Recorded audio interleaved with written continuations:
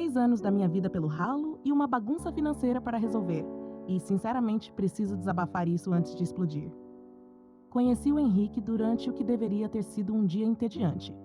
Eu estava pegando o trem da Via Norte para visitar minha irmã em Curitiba quando nosso trem bateu em algo nos trilhos. Não foi um descarrilamento completo, mas foi o suficiente para danificar a parte de baixo e nos deixar parados no meio do nada. Tiveram que nos levar de ônibus para uma cidade minúscula para esperarmos enquanto resolviam a logística. 8 horas foi o tanto que ficamos presos naquela cidade aleatória, com exatamente um restaurante, um bar e uma loja de conveniência. A maioria dos passageiros se amontoou no restaurante, mas ele lotou rápido. Acabei no bar ao lado, com minha bolsa de viagem, pedindo qualquer sanduíche triste que tivesse, enquanto mandava mensagem para minha irmã, avisando que chegaria atrasada. O Henrique estava sentado 2 bancos adiante, também com mala. Ele fez uma piada dizendo que o universo devia mesmo querer que a gente valorizasse o interior. Eu ri. Ele era bonito, alto, com cabelo loiro escuro bagunçado e mãos bonitas. Sempre tive fraqueza por mãos bonitas, sem saber por quê. Começamos a conversar e descobrimos que íamos para a mesma região geral. Ele estava indo para uma entrevista, disse que estava cansado da vida corporativa e queria construir algo significativo. Eu contei que trabalho com logística. Nada glamouroso, mas estável. Depois de algumas horas de conversa e algumas cervejas, trocamos números. Eu não esperava muito, para ser honesta, mas ele mandou mensagem no dia seguinte e nos encontramos para tomar café quando voltei da casa da minha irmã. Na entrevista que ele ia fazer, ele não conseguiu emprego, mas tinha outro na manga, disse ele. E outro depois disso. Sempre algo grande no horizonte, sempre quase acertando a oportunidade perfeita. Eu não me importei no começo, o mercado de trabalho tá difícil e ele era charmoso. 6 meses depois, o contrato dele venceria. Meu apartamento era maior, mais perto do centro, e para ser sincera, eu já estava pagando a maior parte dos nossos encontros, já que ele estava apertado até encontrar o próximo emprego. Quando ele sugeriu morarmos juntos, fez sentido. E foi aí que as coisas começaram a mudar. No primeiro mês, ele pagou a parte do aluguel em dia. No segundo mês, atrasou uma semana. No terceiro mês, veio com toda uma história sobre um pagamento freelance atrasado, mas que ele cobriria o aluguel do mês seguinte e o que devia. Eu não pressionei. Podia pagar o aluguel sozinha, apertado o mais possível. O Henrique ficava em casa o dia inteiro, fazendo networking e construindo portfólio. Então, pelo menos o apartamento ficava limpo e o jantar geralmente estava pronto quando eu chegava em casa. Eu dizia a mim mesma que era temporário. As desculpas ficaram cada vez mais elaboradas. A startup que ele estava consultando tinha problemas contábeis. Um cliente atrasou uma fatura, o cronograma do projeto se estendeu. Sempre algo fora do controle, sempre com uma solução logo ali. Enquanto isso, minha conta bancária ficava mais magra. Comecei a fazer turnos extras, peguei trabalhos de inventário aos finais de semana. O Henrique me fazia massagens nas costas quando eu chegava exausta. Dizia o quanto eu era incrível, como ele faria de tudo para compensar quando sua carreira decolasse. Minha amiga Jaqueline foi a primeira a comentar. Estávamos tomando café e eu disse que tinha que pular um show porque estava sem grana. Ela me olhou e perguntou por quanto tempo eu planejava sustentar o estilo de vida do Henrique. Eu fiquei na defensiva. Disse que éramos um time, que relacionamento tem altos e baixos, que ele faria o mesmo por mim. Mas a pergunta dela ficou martelando na minha cabeça. Comecei a prestar mais atenção. Ele usava meu cartão Visa para pequenas coisas, sem perguntar. Minha conta de supermercado tinha dobrado desde que ele se mudou, mas minha geladeira parecia mais vazia. Ele sempre tinha dinheiro para um jogo novo ou para beber com os amigos, mas nunca para pagar contas. Quando mencionei casamento, num tom casual, depois que minha prima se noivou, ele ficou com uma cara como se eu tivesse sugerido pular de uma ponte. Disse que não estava pronto, que casamento era coisa séria, que tínhamos algo bom e não havia pressa. Eu deveria ter pressionado ali. Então, por cerca de um mês, as coisas melhoraram estranhamente. O Henrique começou a sair mais, disse que estava em reuniões com potenciais clientes, eventos de networking, vendo antigos contatos. Parecia energizado, disse que as coisas finalmente estavam se encaixando. Eu quis acreditar. Naquela sexta, minha amiga Amy me chamou para jantar com ela e o namorado. O Henrique já tinha dito que tinha um evento de networking, então combinei de ir sozinha. Cheguei cedo ao restaurante. A Amy estava agindo estranho, verificando o celular e me lançando olhares de simpatia. Quando o namorado dela chegou, Começou a falar de um evento de tecnologia que foi na noite anterior e perguntou se o Henrique tinha gostado do open bar. Disse que o viu lá com a noiva dele. Eu devia estar com cara de tacho, porque eles ficaram em silêncio. A Amy então pegou o telefone dela e começou a se desculpar, dizendo que não sabia se devia me mostrar, mas ela viu algo no Instagram naquela manhã que não fazia sentido.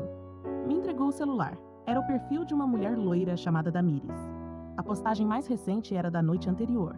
Luzes penduradas, taças de champanhe e a mão dela com um anel de diamante. Legenda: eu disse sim. Não acredito que vou me casar com minha alma gêmea. Rolei o Instagram dela. Postagens de pelo menos um mês, legendas sobre meu homem e felizes momentos a dois. Uma postagem mostrava ela e ele na praia há 2 semanas, no fim de semana em que o Henrique me disse que foi visitar os pais no interior.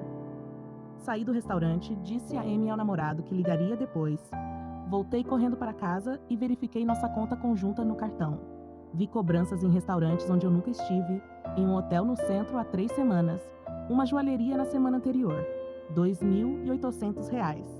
Foi quando caiu a ficha. Ele comprou aquele anel para ela com o meu dinheiro. Fiquei sentada na janela do apartamento, rolando as mensagens e a conta até anoitecer. Lá pelas 9 horas, ouvi a chave girando na fechadura. Ele entrou, tirou os sapatos como se fosse qualquer outra noite, foi direto à geladeira, pegou uma cerveja, a minha. Perguntei onde estava. Ele disse que só teve um evento de networking, que as coisas estavam melhorando. Então perguntei se ele tinha ficado noivo. Você devia ter visto a cara dele. Primeiro choque, depois um sorriso torto, como se estivesse quase impressionado por eu ter descoberto.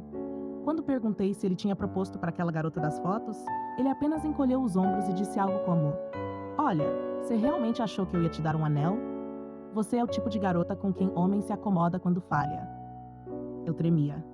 Gritei: Você usou meu dinheiro, morou comigo e pediu a mão de outra. Ele deu de ombros, disse: Eu não te devo nada. Eu gritei tão alto que devia ter acordado o prédio todo. Então ele disse aquilo, a coisa que não sai da minha cabeça. Olhou nos meus olhos, tomou um gole da cerveja e afirmou: Você realmente achou que eu te daria um anel? Você é o tipo de menina com quem o cara se acomoda quando não dá certo. Furiosa, sem pensar, dei um soco no peito dele. Ele cambaleou para trás, derrubando a cerveja. Antes que ele recuperasse o equilíbrio, dei um tapa no rosto dele, deixando a marca vermelha na bochecha. Eu gritei: Arruma tua bagagem e sai. Ele tentou argumentar que eu estava exagerando. Peguei a mochila dele, coloquei o carregador do celular, umas camisetas limpas, atirei tudo nele e falei que se não saísse em 5 minutos, eu ligaria para a noiva dele e contaria tudo. Ele pegou umas coisas essenciais, murmurou que voltaria para pegar o resto depois. Disse que coordenasse com o proprietário, que não queria mais deixá-lo entrar. Ele bateu a porta, com raiva. No dia seguinte, mudei as fechaduras. Joguei as coisas dele num saco de lixo do lado da lixeira.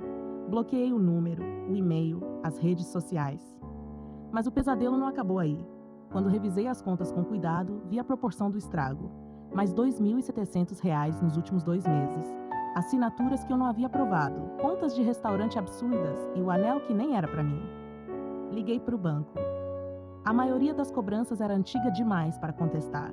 Afinal, ele era usuário autorizado do cartão. O máximo que fizeram foi removê-lo da conta e bloquear futuras compras, sugerindo que eu denunciasse a polícia.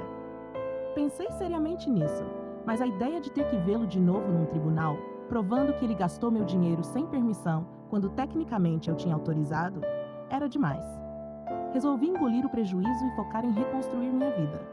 Naquele mesmo dia, chamei um chaveiro, troquei a fechadura, R$ 350. Enquanto o cara trabalhava, fingiam retirar o que restou das coisas dele. Eu falava com ele por mensagem. As coisas permanecem ali por 24 horas, depois dou-as à caridade. 5 minutos antes de o prazo acabar, ele apareceu, ainda com as roupas sujas da noite anterior. Parecia exausto e esgotado. Pegou suas coisas e ficou parado. Quando tentei passar com os sacos, ele segurou meu braço. Puxei com força, rasguei o cotovelo na parede. Disse: Se tocar em mim de novo, eu chamo a polícia. Ele ficou calado. O chaveiro terminou, me deu as chaves novas. Pela primeira vez senti que podia respirar dentro do meu apartamento. A semana seguinte no trabalho foi um borrão. Exausta, nervosa com o celular tocando, cometendo erros bobos. Na sexta, consegui recuperar os prazos perdidos, mas estava no limite. A Jaqueline me convidou para sair. Disse que eu precisava me reencontrar com a vida, mas eu não tinha dinheiro. Inventei uma desculpa qualquer. Na segunda seguinte, meu chefe me chamou no escritório. Pensei que fosse sobre o erro no relatório de inventário. Era pior. A empresa estava em reestruturação. Fui demitida com aviso prévio de 2 semanas e um pacote de indenização que mal cobria o aluguel do mês seguinte. Não chorei. Assinei os papéis, voltei à mesa como se nada tivesse acontecido. Mas logo depois corri para o banheiro e desabei em silêncio por 20 minutos. De noite liguei para minha mãe. A gente se fala mais ou menos uma vez por mês. Ela mora com o segundo marido, mas eu precisava ouvir de uma mãe que as coisas iam ficar bem. Ela foi solidária, mas pouco prática. Sugeriu que eu voltasse para a casa dela enquanto me reerguia, mas recusei. Ir dormir no sofá-cama da mãe, ouvir o marido dela falar de política, difícil. Dediquei as 2 semanas de aviso trabalhando em busca de um novo emprego. Enviei 73 candidaturas. Recebi 6 respostas pedindo segunda entrevista que nunca aconteceram. Os e-mails de rejeição se tornaram corriqueiros. Na primeira semana de desemprego, mantive uma rotina. Acordar, aplicar para vagas, almoçar barato, aplicar de novo, caminhar para economizar com luz, fazer janta, assistir algo no YouTube, dormir e repetir. Na segunda semana, minha conta bancária tinha apenas 3 dígitos. Cancelei a Netflix, tomei banho rápido, vivi de miojo e ovos. Liguei para a companhia de energia para parcelar a conta. Liguei para o senhorio e pedi mais alguns dias antes de cobrar taxa. O dia 15 passou e eu ainda não tinha pago. Vendi meu relógio num site de vendas, algumas roupas no Brecha Correio, listei a TV no Zap Imóveis, mas recebi só propostas ridículas. Aí um aviso de despejo chegou. Quando pensei que não tinha mais onde cair, minha vizinha, Dona Sônia, a quem eu mal falava, bateu na porta. Ela viu o aviso e perguntou se eu estava bem. Eu disse que sim, apesar de não ser verdade. Então ela veio com uma proposta. A prima dela, Rosalba, precisava de um lugar para ficar por alguns meses, enquanto economizava para alugar o próprio lugar. Nunca tinha trocado 10 palavras com aquela vizinha antes, mas naquele momento ela parecia um anjo. Aceitei imediatamente. 2 dias depois, a Rosalba se mudou. Paga adiantado, não pergunta nada, não opina sobre o que eu como ou não. Com a participação dela no aluguel, consegui pagar parte do valor atrasado e impedir o despejo iminente. Ainda devia bastante. Ainda trabalhava num emprego temporário de estoque quase sem salário e comia como estudante na semana de provas, mas pelo menos não estava na rua. Cerca de 3 meses depois de expulsar o Henrique, aconteceu algo inesperado. Eu estava correndo para pegar o ônibus para o trabalho, trombei com alguém na calçada e peguei leve no desculpe. Aí ouvi meu nome. Era o Henrique, parado como se me esperasse, usando um uniforme de fast food, aquela horrível camisa polo e boné. Tentei contornar, mas ele se pôs firme no meu caminho. Disse que tentava me encontrar, precisava conversar, que tinha cometido um erro grande. Notei que ele usava um celular antigo, não o iPhone último modelo que ele tinha antes. Karma funcionando, pensei. Falei que estava atrasada e segui. Ele gritou atrás. Volto, vou consertar tudo. Eu não olhei para trás e corri, entrando no ônibus bem na hora em que fechava. De noite não consegui dormir. Não porque sentisse saudade, mas porque tinha medo de aparecer. Coloquei uma cadeira trancando a porta do meu quarto, mesmo sabendo que era paranoia. De manhã, tinha uma carta sem selo no correio, com meu nome escrito à mão. Reconheci a letra dele, mas rasguei antes de abrir e joguei os pedaços em lixeiras diferentes no caminho para o ponto do ônibus. Mas sabia que ele não ia desistir, e estava certa. Nas 2 semanas seguintes, via ele de longe, na esquina do prédio, no ponto perto do trabalho, até na lavanderia que comecei a usar porque a do prédio era cara. Ele nunca vinha até mim, só me observava. Às vezes acenava, mas eu fingia não ver e acelerava o passo. O emprego de estoque se tornou um pesadelo. Os turnos ficavam maiores sem aviso. De 8 horas acabava sendo 12. Os pés inchavam, a dor nas costas era constante, mas eu precisava do dinheiro. Continuei tomando ibuprofeno e aguentando. Uma noite cheguei em casa e não conseguia ficar de pé. A Rosalba me socorreu, fazendo uma sopa. A primeira comida de verdade, sem ser arroz ou miojo em semanas. Sentamos e conversamos. Descobri que ela tinha passado por situação parecida. Diferente nome, mesma história. E aquilo foi confortante. Começamos a jantar juntas quando dava. Não éramos amigas íntimas, mas coabitávamos com respeito. Até que em um final de novembro, ela apareceu em casa de manhã com febre, dor no corpo. Acordei no dia seguinte com tosse ardendo, febre de 40 graus. Chorei por dentro. Trabalhei mesmo assim, porque não tinha falta médica como temporária. No fim do dia, desmaiei no ponto do ônibus e só acordei num floricultor que gritava para ver se eu estava bem. Voltei para casa, me arrastando. A Rosalba me encontrou desmaiada no chão da sala e pensou que eu tinha morrido. Me colocou na cama, deu água, compressas frias a noite toda. De manhã, a febre tinha baixado. Ela ligou para meu trabalho dizendo que eu tinha pneumonia e precisava de 3 dias de descanso. Empatei entre querer continuar, mas ela me convenceu. Ninguém morre por faltar ao trabalho, mas esse pode matar você. Ela tinha razão, mas a perspectiva era financeira amarga. Nos 3 dias seguintes, fiquei em casa quase morta.